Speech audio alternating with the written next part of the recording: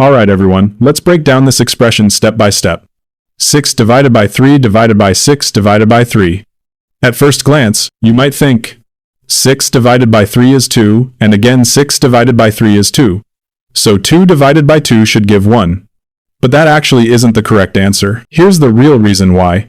Whenever we have several division signs in one line, the order of operations tells us we must move from left to right, carefully, one division at a time. So we can't just pick any two numbers, we must follow the direction of the expression. So let's start. 6 divided by 3 gives us 2. Now the expression becomes 2 divided by 6 divided by 3. Next, we divide 2 by 6, not 6 by 3. 2 divided by 6 becomes the fraction 2 over 6, which we can simplify to 1 over 3. So now we have 1 over 3 divided by 3. To divide a fraction by a whole number, we use the KC rule. Keep the first fraction, change the division to multiplication, flip the second number.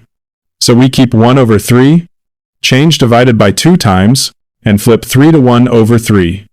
Now we multiply. 1 over 3 times 1 over 3 equals 1 over 9. So the correct final answer is 1 over 9. Your turn. Try solving this one.